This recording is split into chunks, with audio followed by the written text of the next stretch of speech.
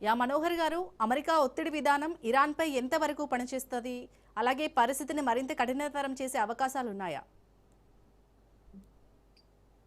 అవునండి. ఇప్పుడైతే ఇరాన్ యొక్క ఆర్థిక స్థితి బాగాలేదు. యెస్.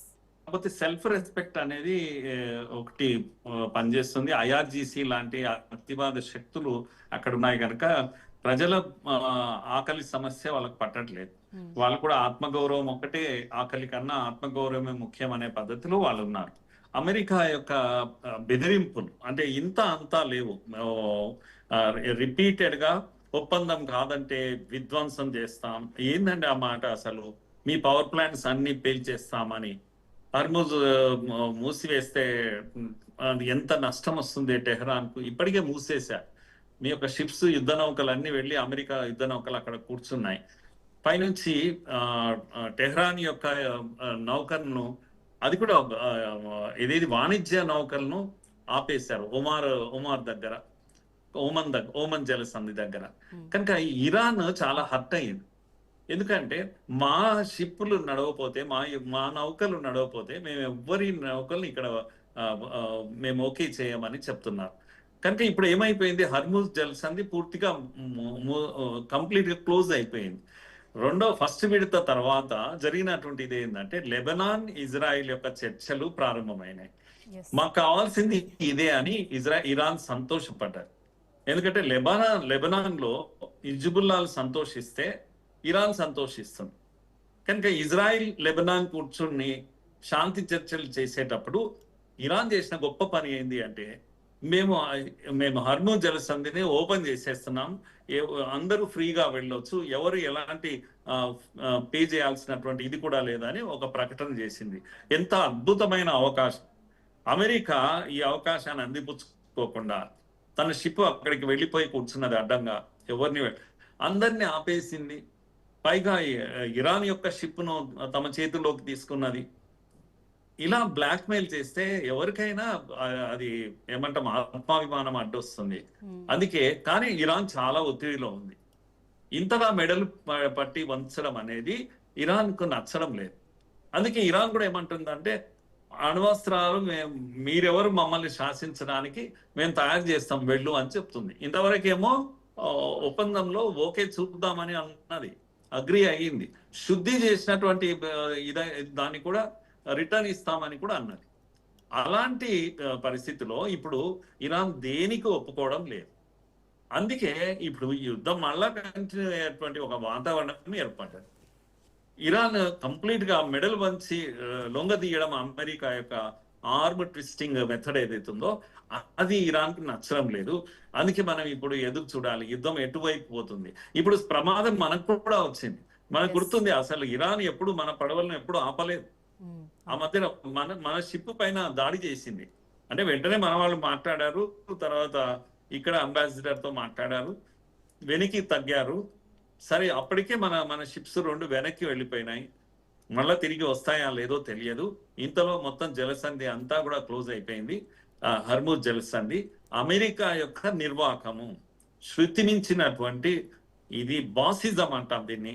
అమెరికా ఇరాన్ పైన బాసిజం చేయబోయింది. చర్చలకు వస్తున్న ఇరాన్ ను బెదిరించి బ్లాక్మెయిల్ చేయబోయింది అమెరికా. అందుకే బాగా హర్ట్ అయిపోయింది ఇరాన్. కనుక చూడాలి ఇప్పుడు ఇరాన్ కూడా ఏం చేసింది, కంప్లీట్ గా ఇంతవరకేమో ఎత్తేసింది. ఫ్రీగా షిప్స్ ప్రారంభమైనాయి, మూవ్మెంట్ ప్రారంభమైంది. ఇప్పుడు ఆగిపోయింది కంప్లీట్ గా.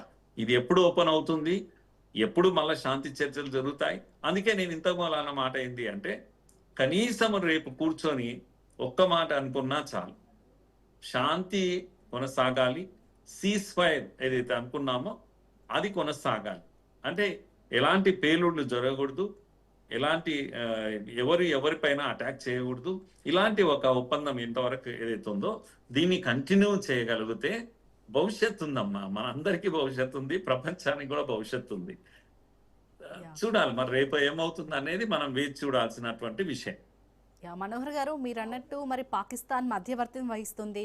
సో రేపు జరగబోయే రెండో విడత చర్చల్లో అయితే ఇరాన్ అయితే రాను అని కరాఖండిగా చెప్తుంది. సో మరి పాకిస్తాన్ మధ్యవర్తిత్వం తీసుకొని ఇరాన్ని రప్పించే యోచనలో ఉన్నట్టు కనిపిస్తుందా? పాకిస్తాన్ తన ఏర్పాట్లు తాను చేస్తుంది, భద్రతా ఏర్పాట్లు బాగానే చేస్తుంది, ముమ్మరంగా ఆ పనిలో ఉంది. మనం మర్చిపోకూడని విషయం ఏంటంటే మునీర్ను ఆ, ఆ, బహుశా అమెరికా జోక్యంతోనే మునీర్ ఇరాన్కి వెళ్ళాడు, ఇంకా రాలేదు అతను. నువ్వు అక్కడే ఉండు అని చెప్పింటుంది అమెరికా, బహుశా అక్కడే ఉన్నాడు. కానీ లేటెస్ట్ గా తెలుస్తున్న విషయం ఏంటంటే ఆ, మునీర్ యొక్క వైఫ్, ఆమె షియా సంబంధంతో ఇరాన్ ఈజీగా వెళ్ళగలుగుతాడు, వాళ్ళ కాన్ఫిడెన్స్ లోకి తీసుకోవచ్చు అనేటువంటి ఒక ఉపాయం. కానీ లేటెస్ట్ గా అమెరికా యొక్క నిఘా దళాలు తెలుసుకున్న విషయం ఏంటంటే అసలు మునీరే వాళ్ళతో చేయగలిపాడు అని, ఇరాన్తో చేయగలిపాడు అని.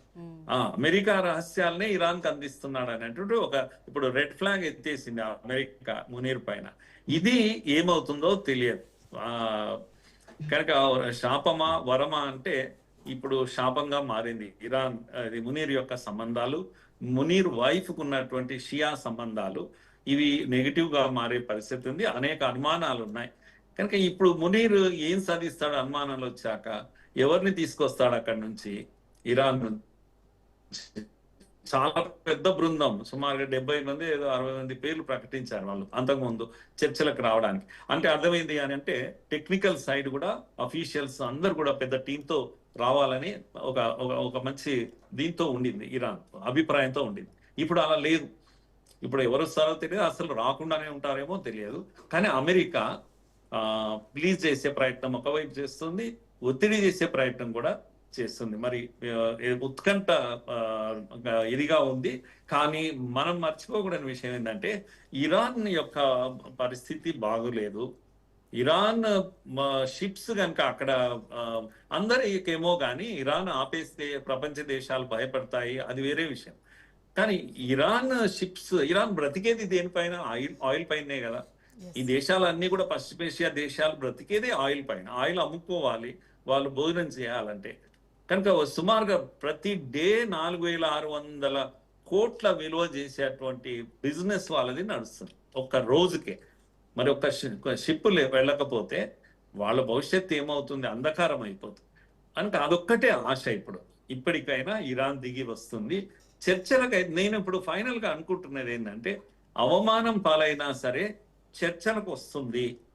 ఎందుకంటే సాగదీయడానికి, యుద్ధం కొనసాగకుండా, అమెరికా దాడులు కొనసాగకుండా. ఇంకొక ఆశ, ఇంకొక వైపు ఏముంది అంటే లెబనాన్ ఇజ్రాయిల్ శాంతింపజేస్తే, అక్కడ శాంతి చర్చలు సఫలమైతే ఇరాన్కి పెద్ద సమస్యలు ఉండవు అని అనుకుంటుంది.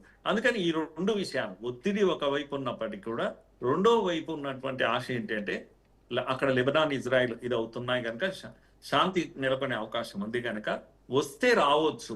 కానీ ఐఆర్జీసీ యొక్క దళాలు చాలా ఉగ్ర రూపంతో ఉన్నాయి. మేము చర్చలకు రామే అని కూడా ప్రకటన చేసింది. ఇప్పుడు అమెరికా ఏం చెప్తుంది? ఇంతవరకు ఒక ట్వీట్ కూడా చేయలేదు. అమెరికా అధ్యక్షుడిగా ఏం చేయలేదు ఈ విషయం పైన. ఉత్కంఠ ఇదిగా ఉంది. అసలు అక్కడి నుంచి ఫ్లైట్ అమెరికా నుంచి కదలాలా లేదా అనేది కూడా చర్చ జరుగుతాం. ఎందుకంటే ఇరాన్ రానప్పుడు అమెరికా ఇక్కడికి వచ్చి అవమానం పాలవుతుంది కనుక పాకిస్తాన్ మీడియేటర్ గా ఇప్పుడు అమెరికాను ఆపింది. ఇంకా అది ఇప్పుడు మనం అంతా వెండి తెర పైన చూస్తున్నటువంటి విషయం. షార్ట్ బ్రేక్ తీసుకుని వద్దాం సార్.